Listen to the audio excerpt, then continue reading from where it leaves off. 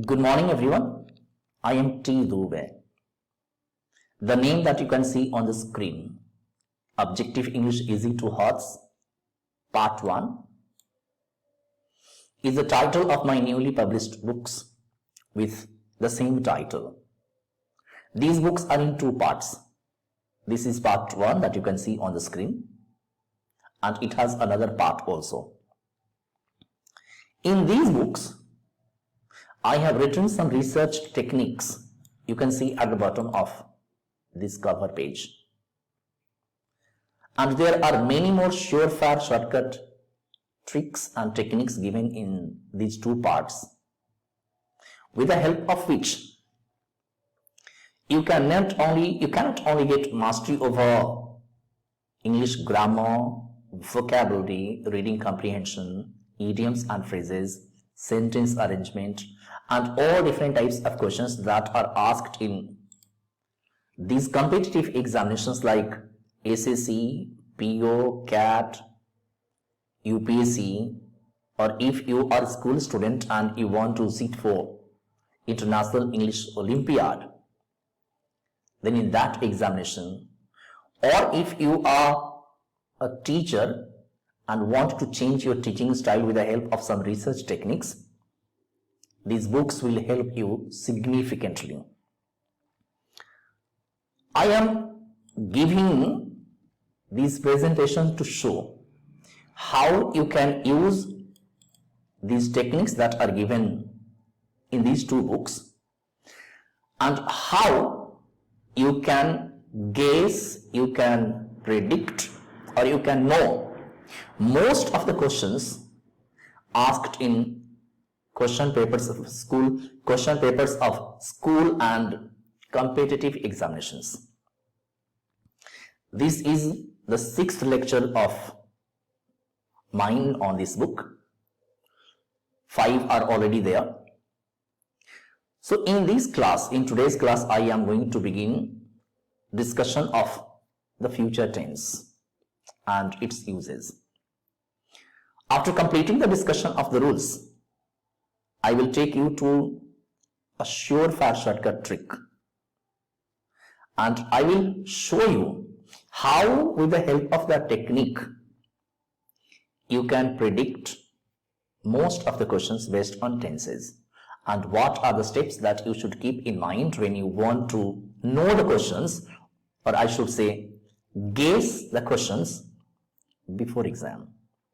So let us move on to today's class. And if you are watching this video, if it is your first lecture, I would advise you to watch all the classes that are posted previously, so that you can maintain a continuation, or you can say a link between beginning to up to this class. So let us move on to today's class. In our last class, we discussed all the past tenses. And in this class, we are going to begin our discussion on future tenses. Look at rule number 31. It says here, when we want to say that something is planned to happen,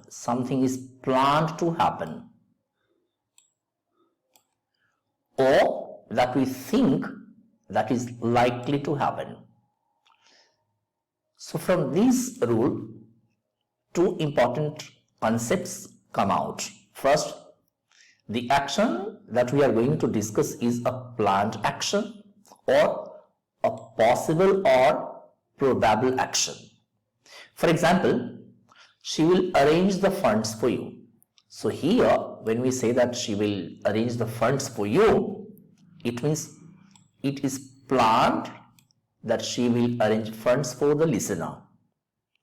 In the second example, this book will change your life. So it shows likelihood because the action hasn't happened.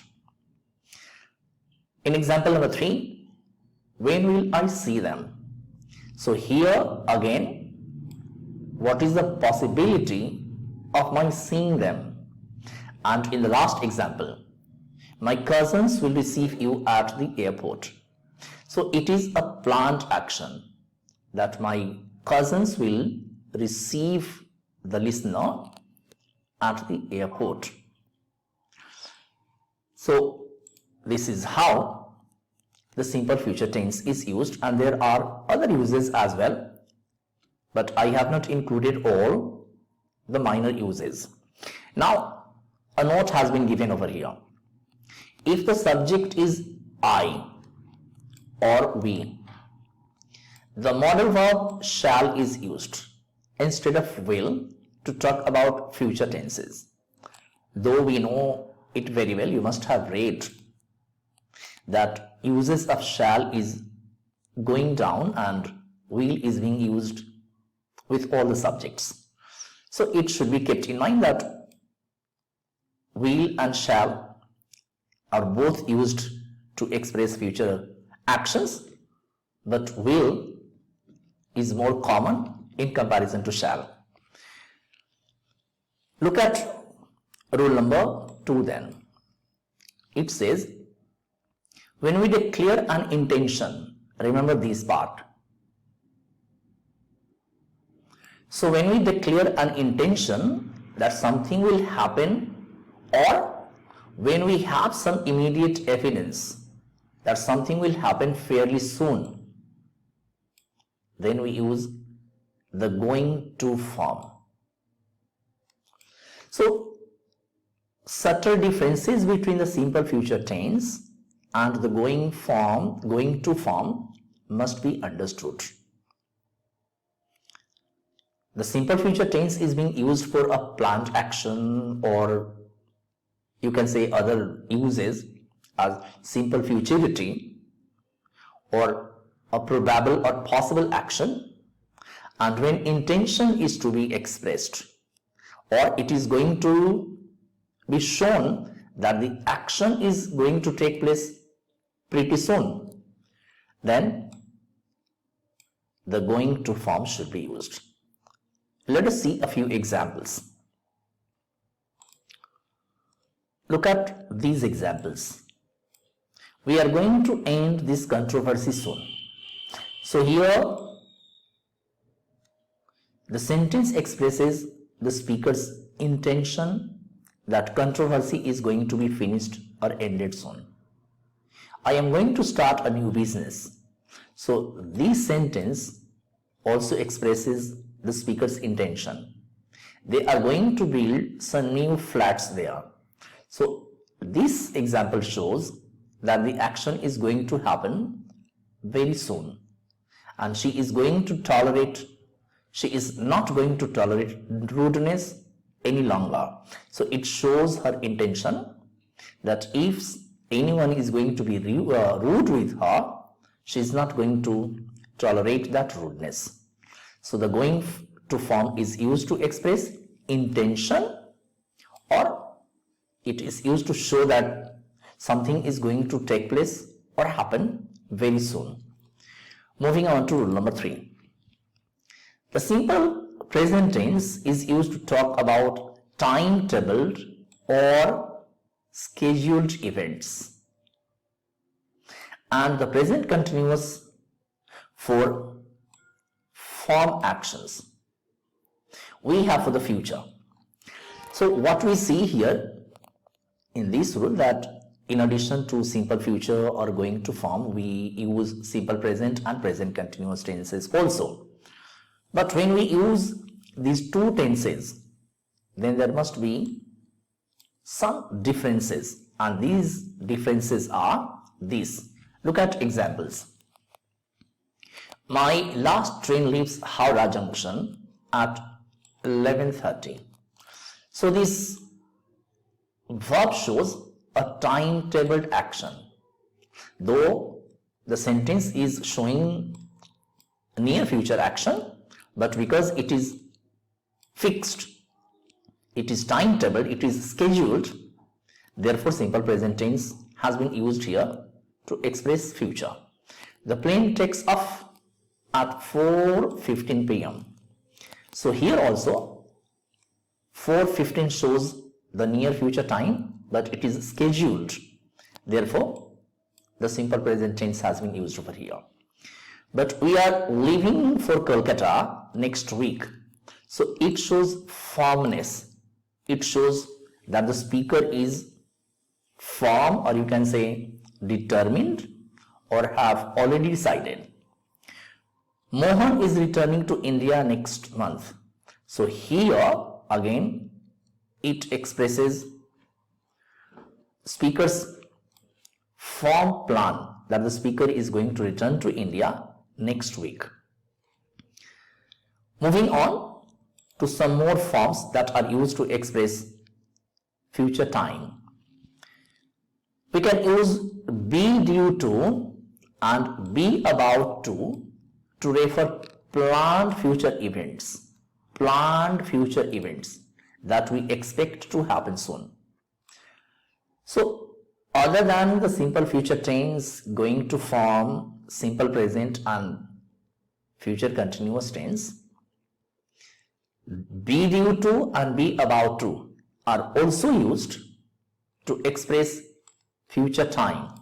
Let us understand this with the help of the examples given here. My younger son is due to start his career. So it shows that the speaker's younger son has decided or planned to start this action. The work is due to be started in the summer. So again, this example also shows that the action that is being described through the example is planned to take place in the summer. Some more are about to leave their jobs. Here also, those who are going to leave their jobs have already planned. And are we about to be taken over by the machine? So this shows possibility or expectation, or is it expected that machines are going to control us? So we have different forms to express future time, and because we have a variety of verb forms, we must keep them in mind. Moving on to rule number 32, discussion of the future continuous tense. The future continuous tense is used for an action that will be going on over a particular period in the future. So it shows that this tense is talking about an action which will be in progress or going on sometime in the future. For example, we shall be discussing the problem soon. It means the discussion hasn't started yet. It will begin soon. That means in the future. Will you be staying here long? Again, it is asking if the action of staying is going to be continue. I shall be visiting customers all day. So this verb shall be visiting customers all day shows that the action of visiting customers will be going on sometime in the future. She will be receiving guests in the evening. Again, it indicates that the person talked about, in case of the person, it is she here, will be receiving guests in the evening. That means the action of receiving the guests will continue going on. Moving on to rule number 33. The future perfect tense is used to show that something will be ended, completed or achieved by a particular point in future. Let me explain it in simple words. When an action is going to be completed before a certain point of time in the future, we use the future perfect tense. For example, let us consider these sentences. Most of you will have got a job by then. So the action of getting the job will be over by this time. By then it is not clear. Then means by the end of which year or what time. The film will have come to an end by 3 p.m.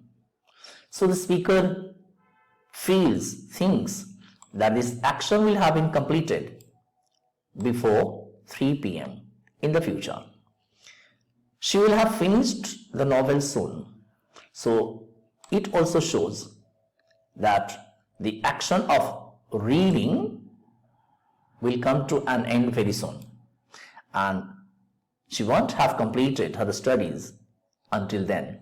So here the speaker thinks that the person mentioned won't have completed her studies by a certain point of time. So the perfect tense, future perfect tense, is used to show or express an action which will be completed or something will have been achieved before a certain point of time in the future.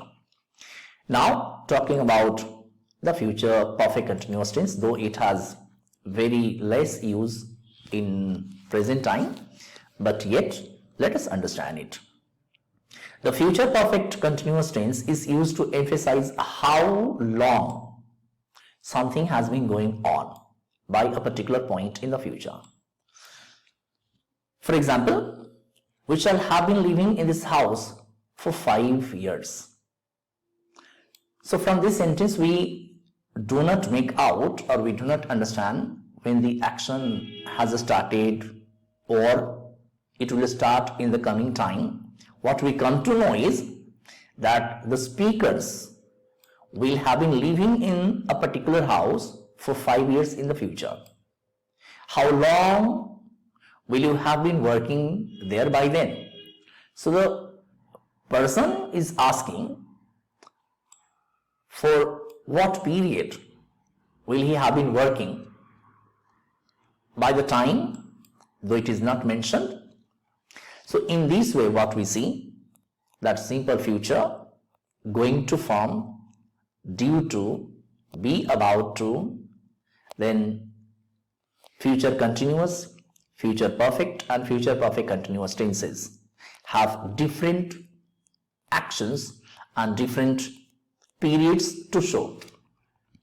Now, after we have discussed all these rules, as you can see in front of you, this is surefire shortcut trick 2. It will show you how to keep the entire concept of this chapter in your mind and how you can assume or you can predict most of the questions based on this chapter. So let us understand surefire shortcut trick 2. Now let us understand what this surefire shortcut trick 2 is, how it is going to help you, and with the help of this surefire shortcut trick, how you can assume or how you can very well predict most of the questions based on tenses. So let us understand it first. It reads, you have studied that verbs come in 3 tenses: past, present and future. So there is nothing new here. We have studied that tenses are 3: past tense, present tense and future tense. For each tense, there are subcategories called aspects. Now let me explain here briefly what aspects are. There are 4 aspects: simple or indefinite, continuous, perfect and perfect continuous. So these 4 are called verb aspects. What do they do? Let us know it. The aspect of a tense allows us to describe or understand how an event unfolds over time. Let me explain this line. So when we talk about verb tenses, means when we talk about simple or indefinite, when we talk about continuous, when we talk about perfect, or when we talk about perfect continuous. So these 4 aspects of each tense describe or allow us to know how a particular action or work or an event is unfolding. What it means? How it is progressing in relation to time. In simple words, if I say that I am making a sentence like I am teaching English. So here when I am using continuous, I am teaching English. So am teaching is showing us that this particular action that I am talking about is connected with present time, and this action is ongoing or is happening in front of your eyes. So this is unfolding of an action in relation to time. So the aspect of a tense allows us to describe or understand how an event or action unfolds over time. English has 4 aspects that I have already explained: simple, progressive, perfect and perfect progressive. Perfect progressive means perfect continuous. Each aspect is denoted by a different verb form. Keep it in mind. So when we are talking about 4 aspects of each tense, and we have 3 tenses, so 4 into 3 is equal to 12. Thus, we are getting 12 different forms of tenses. And these 12 different aspects are different from each other that we have seen. So each aspect is denoted by a different verb form and is used to describe how something can be viewed in relation to time, rather than what exactly happened or when exactly they happened. So we are talking about how it can be connected to time. Means when I say that I have done my work, and we are analyzing this particular statement that it is made in present perfect tense, that I have done my work. So we are not more interested in the happening of the action, but how it is related to time. And here when we say that the action of the time is over, it means it is complete or perfect and the time reference is present, and thus it becomes present perfect tense. So you have also seen that most aspects of the verb are used with some specific time denoting words. This also talking about time denoting words. So when I began the discussion of tense and started explaining uses of each of the 12 tenses, I have shown that each of the 12 tenses has its own specific time reference or time denoting words. So those time denoting words used with that particular aspect show the relation between time and aspect. So we have also seen that most aspects of the verb are used with some specific time denoting words. In other words, the use of time reference word with a verb tense shows which individual aspect of a verb will be appropriate in a particular situation. Yes. So when a tense is used in a particular sentence, it is the aspect and the time reference word that show which of the 12 aspects will be suitable or appropriate in that particular sentence. Thus, to detect problems or errors in verb tenses quickly, we can apply this surefire shortcut trick. Let us understand it with the help of these points given in the box over here. Now, look at each point given in this box and memorize it and try to understand it before going to questions. So whenever you are going to solve questions based on tenses, the first thing that you should memorize is find what aspect of a verb, simple, progressive, perfect and perfect progressive, has been used in a given sentence. In other words, whenever you are going to solve a question based on tenses, then you have to understand which of the 12 tenses has been used, whether it is simple present or present continuous or present perfect or present perfect continuous or simple past or any other tense. So that should be your step number 1. Memorize it and understand it. So that should be your step number 1. Step number 2. Find if that aspect, simple, progressive, perfect and perfect progressive, has been formed correctly. According to present tense, past tense and future tense or not. After you have discovered, after you have found out which of the 12 aspects of verb tenses has been used in that particular sentence, then the second thing that you need to do is you have to find out whether that form of the verb has been correctly used or not. Let me simplify it. If a sentence is containing, say for example, present perfect tense, so you have to see whether has or have and the past participle form of the verb has been used in that particular sentence or not. Or if, say, future continuous tense has been used, so the proper verb will, shall and be and the present participle form of the verb has been used or not. So this should be your second step.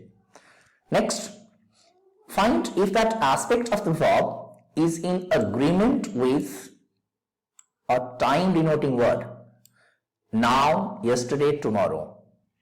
So what it means, after you have seen that this particular aspect of the tense has been used in the sentence, 2, it has been correctly formed, 3, now you have to see whether it has been appropriately used in that particular sentence or not. Use, let me explain it with the help of an example. Suppose a sentence contains, say, present continuous tense, and it contains a time denoting word which demands use of present perfect continuous tense. It means the tense has been formed correctly, but its use is not correct. Therefore, it contains a problem. Then, the tense has been used correctly, but it is not in agreement with the time reference word of that tense. It means the problem is there in the verb. So these are the 3 things that you need to keep in mind when you are talking about guessing or knowing questions based on tenses. And if you practice questions based keeping these 3 points in mind, I do not think that you cannot assume or you cannot know or you cannot guess most of the questions based on tenses beforehand. Let me show you with the help of some practice sets that will help you a lot in understanding surefire shortcut trick 2.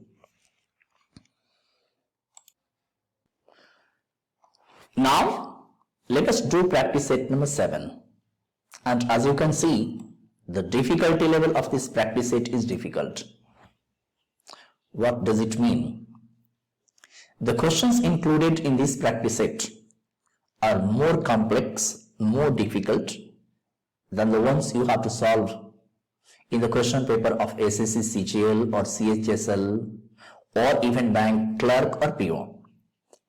So far as bank PO questions are concerned, they appear to be difficult because they are mostly taken from economic topics.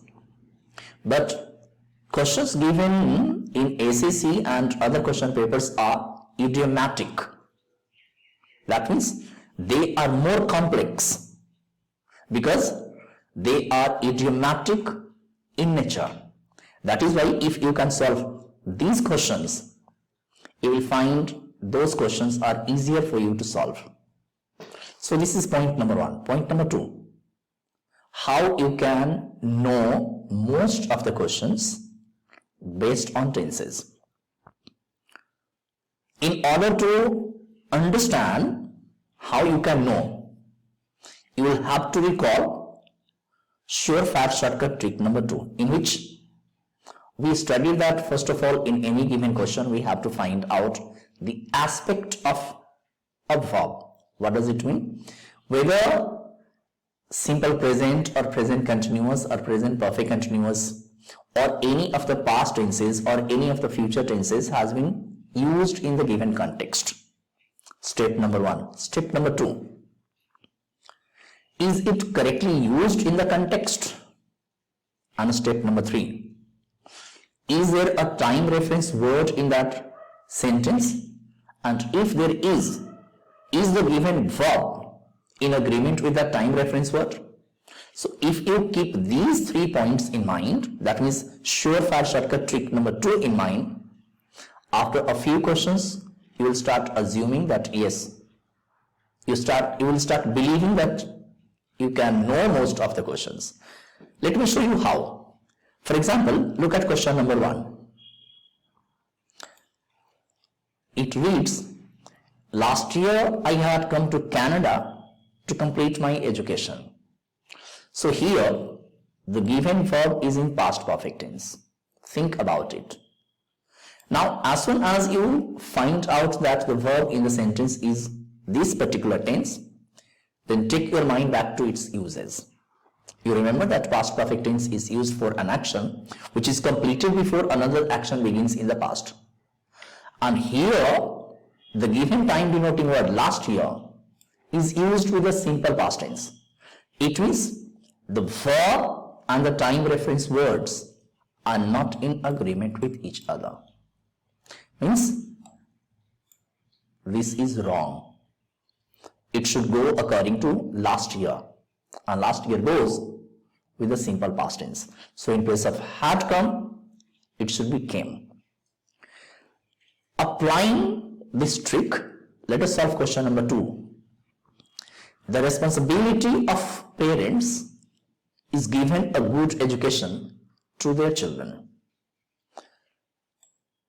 This is the verb in this question.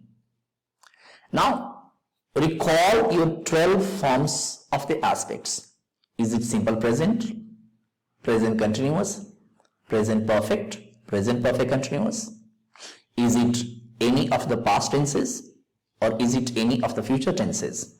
So if you are able to recall those 12 forms, you will find that none of the 12 forms has been applied here. It means this question has been framed on form of the verb. It is wrong. So what can be correct? The correct answer can be either the responsibility of parents is giving a good education to their children or is to give. So it can be either a gerund or it can be an infinitive here. But this is no form of the verb. Moving on to question number 3. We believed that we had been fighting for freedom and democracy at that time. Now in this sentence, we have 2 verbs. One is believed and the second is past perfect continuous tense. So believed is in the simple past tense. It is correct. We believed. It means it is talking about some past action. So here it is correct. Now what about past perfect continuous tense? So past perfect continuous tense you have studied is used for such an action which starts at some time in the past, continues over a period of time in the past, and comes to an end before a certain point of time in the past. But here you find there is a time reference word, at that time. And you have studied that this time reference word, at that time, is used with the simple past tense. It means the given verb is not in agreement with the time reference word. Therefore, it is wrong. It should be were fighting. So we believe that we were fighting for freedom and democracy at that time. Moving on to question number 4. The terrorists often claim that they are waging a just war. The terrorists often claim, so this claim word is correct. Why is it correct? Because the time reference word often has been used here. And we know that often is used with the simple present tense. And claim is here in the simple present tense itself. Now, that they are waging a just war. So this is present continuous tense. Is it correct or not correct? It is correct. It means there is no problem in this question. Moving on to question number 5. The young soldiers were valiant but were soon defeated. Remember step. First of all, find out the verb. So here first verb is were and second verb is this, were defeat. Now think about the aspect. Is there any of the 12 verb aspects that goes with were and basic form of the verb? Basic form of the verb. Because it is were and defeat, so we have only 4 past tenses. Simple, in which we use subject and second form of the verb. Past continuous, we use subject and was, were and present present participle ing form. In past perfect, we use had and past participle form of the verb, and in past perfect continuous tense, we use subject, had been and the present participle form of the verb. So this form of the verb does not belong to any of the 3 tenses. Therefore, it is wrong. And the correct answer should be defeated. It should be in the passive. So what I am trying to show that if you keep the surefire shortcut trick in mind and are able to apply it properly, you can know most of the questions before exam. You can try it on other questions as well. Now let us move to question number 6. The topic of discussion today be the health of the verb. What is the verb in this sentence? It is be. Now again think about what aspect of the verb tense it is. I mean, is it simple present or present continuous or any of the past tenses or any of the future tenses? It is none. Therefore, this question has been framed on verb form. In place of be, it should be is, is. Moving on to question number 7. Public education has one of the biggest issues in the election campaign. Now, a very difficult question, if you can explain. So what is happening here? What is the verb here? It is. What tense is it? It is simple present tense. Is it correct? Answer is no. Here, this part, one of the issues in the election campaign is called grammatically subjective complement. Subjective complement. That means a subjective complement is a part that describes the subject. And when a subjective complement comes after the verb should be either is, am, are, or was, were. Because a subjective complement can come only after one of these verbs or some other linking verbs. So in place of has, it should be is. Public education is one of the biggest issues in the election campaign. Or because there is no time reference word, so you can use was also. If you want to correct that, this election campaign, we can consider it in two ways. This election campaign is over, or it is a general statement. So you can explain it in either ways, in either way. Now moving on to question number 8. I wish you would have admitted your mistake earlier. I wish you would have admitted your mistake earlier.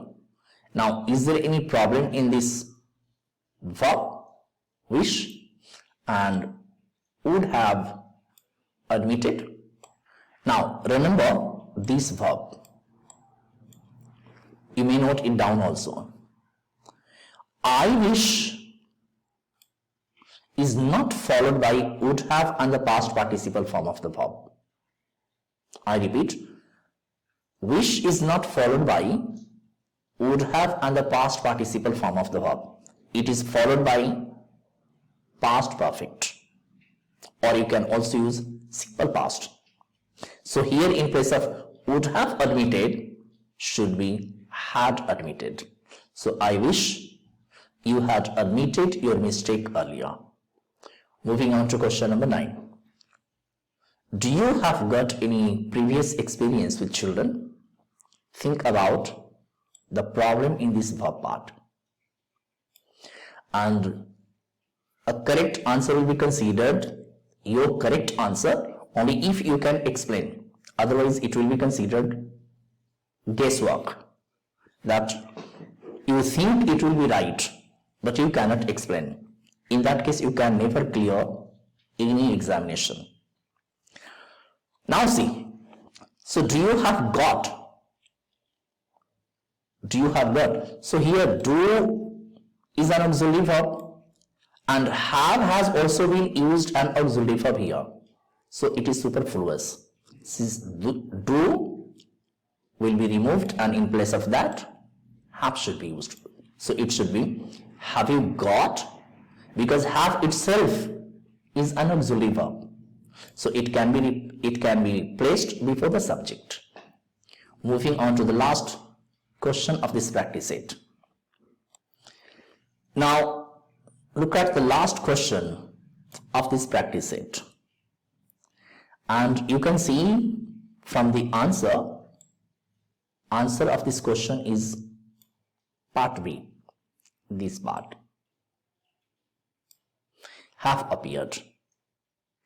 Now, as I told you earlier also, that if you can explain why have appeared is incorrect, only then your answer will be considered your answer, otherwise it will be seen as your guesswork. So you try to answer it in your own words before I give you the explanation. And again, if you can apply surefire shortcut trick 2, you can do it correctly. So try to find out if there is a time reference word in the sentence. Answer is yes. This is a time reference word because it is talking about early in the history of the earth. Early in the history of the earth. That means it is taking time towards the early part of the history of the earth. Therefore, it should be simple past. So in place of these simple plants have appeared, it should be appeared. So it can be said that if you keep surefire shortcut trick 2 in your mind, you can predict, you can assume most of the questions given in any examination. Now, After this practice set, let me take you to one more practice set which will be more difficult than the one that we did. And if you are able to apply surefire shortcut trick 2, that practice set will also appear very easy to do. Let us move to the analysis of the next practice set, that is practice set number 8, whose difficulty level is very high order thinking skill questions. How to do them? Now let us do the analysis of practice set number 8. And as you can see, the difficulty level of this set is HOTS, which stands for high order thinking skills. It means the questions that are included in this practice set demand your not only knowledge of tenses, not only verb forms, not only aspects, but how deeply, how clearly you can think about verbs, uses of tenses, and how correctly you can apply surefire shortcut trick number 2 that we have discussed. Let us see how to do such questions. Look at question number 1 and read it very carefully and try to find out if there is any problem in it. And as I have been reiterating the fact, it means as I have been saying it time and again, that if you solve a question without explaining it, the answer will not be considered correct because you are not confident of it. So the question is there in front of you. Have a try and then you follow the explanation that I am providing you. So let us read it. Many supermarkets now provide free buses to carry potential customers into their premises. Well, I am giving you the hint that this particular verb is in simple present tense, and you have to tell me whether it is right or wrong. Read the question carefully and try to explain it. Is it right?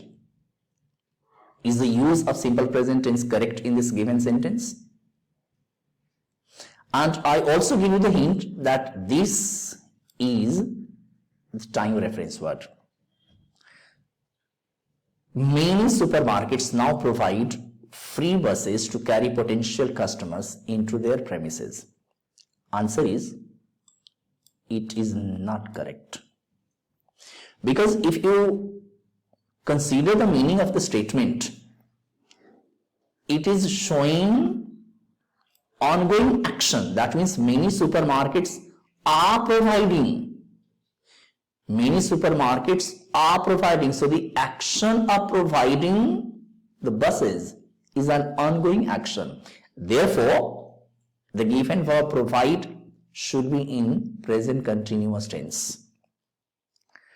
Now, move on to question number 2.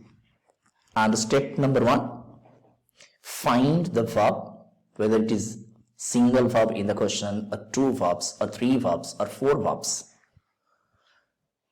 So that should be your step number 1. Let me help you. There is one verb here. A number of industry sources said that a massive cow cull in the past year triggered a fierce controversy which had led to communal violence. Verb number 2. This is second verb. And verb number 3. So there are 3 verbs in this particular question, and you have to establish a relation between all the 3 verbs and find out if any of the 3 verbs contains any problem. Let us analyze. A number of industry sources have said, correct, no issue, because here a number, if you remember subject and verb agreement, a number is followed by plural verb. So here it is correct that a massive cow call, the meaning of this verb massive cow call means cow slaughter at larger scale. In the past, so here it refers to in the past, that means referring to past time. Triggered, okay. So simple past tense is correct here because there is a time reference word. Triggered, here triggered means suddenly caused to happen. A fierce controversy which had led, this is past perfect. Is it correct? Answer is no.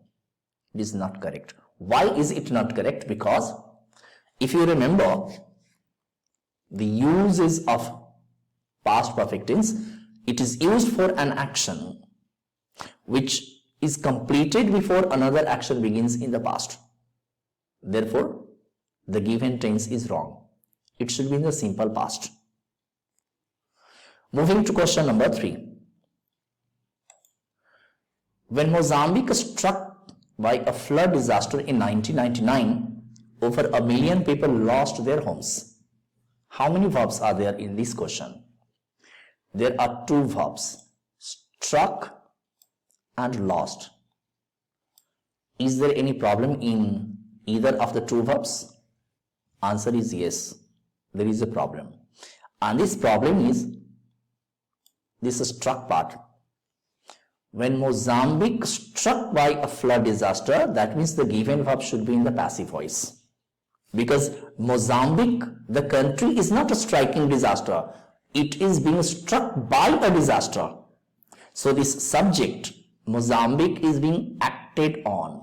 That means the effect of action is falling on the subject. And when the effect of the action is falling on the subject, the verb should be in the passive voice. Moving on to question number 4. Hallucinations usually occur only at particular times and places and are associated with the events hoped for. There are 3 verbs in the sentence. Occur, then are associated, and then hope for.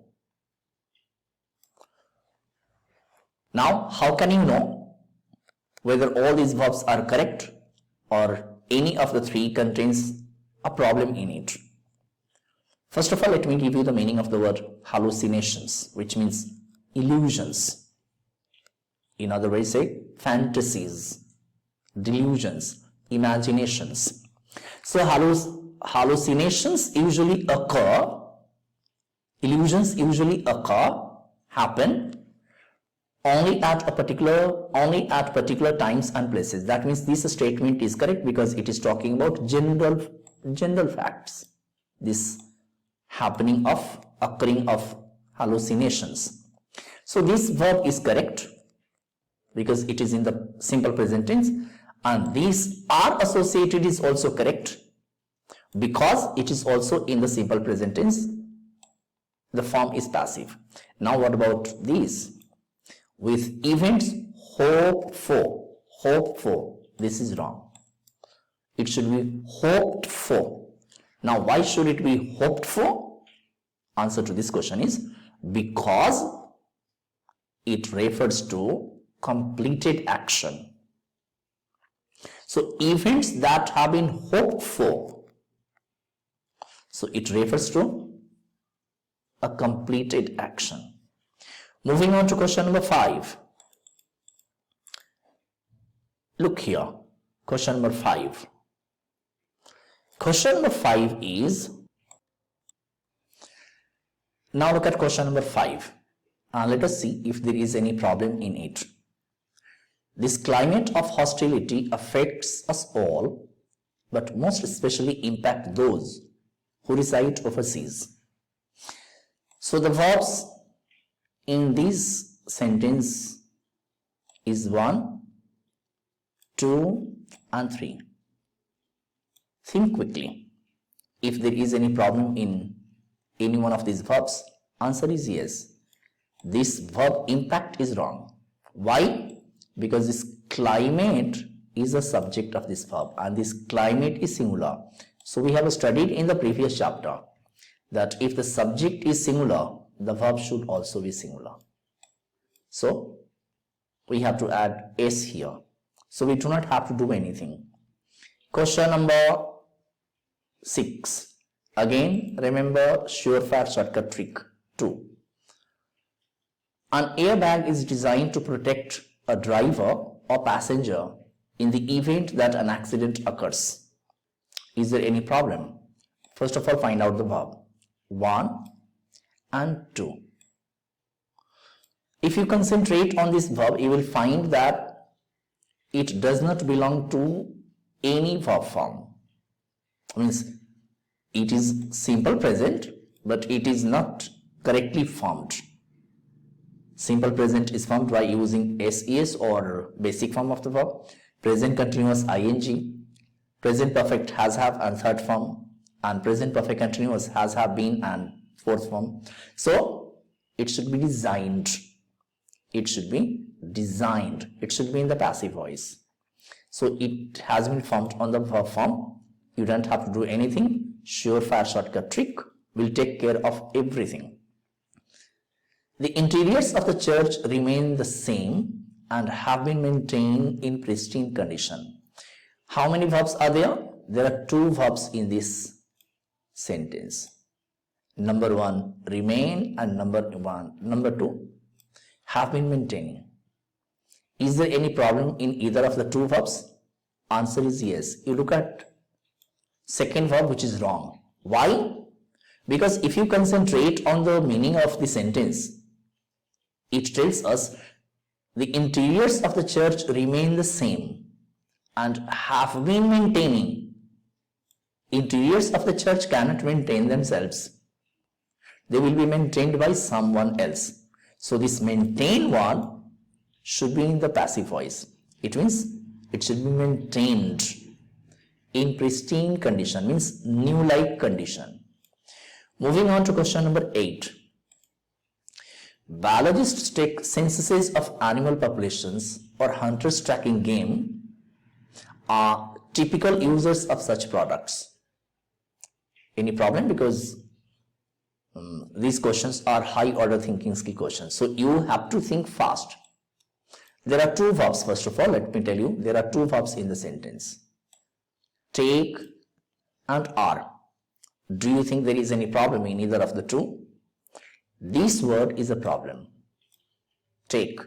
It should be taking. Now, why should it be taking? It should be our question. So, to know the answer to this question, we have to consider this part. And if you remember in the subject and verb agreement, we have studied that sometimes a phrase, an adjective phrase or an adjective clause is used between subject and verb. So this part, take censuses of animal populations or hunters tracking game, is functioning as an adjective phrase. What is an adjective phrase? It is a phrase that describes or modifies or adds something to the meaning of the noun. So it should be taking and not take. Moving on to question number 9. Shorts, miniskirts and revealing clothing are considered indecent and are avoided. How many verbs are there? 2. Are considered and are to be avoided. Is there any problem in either of the 2 verbs? Answer is no. So there is no problem. It should be no error. Move on to question number 10. And it reads, keeping in mind, however, that the most serious accidents typically occur during the deer season. How many verbs are there? 2. Here is occur and here is keeping. Is there any problem? Yes. If you look here, you can see answer of 10 is A.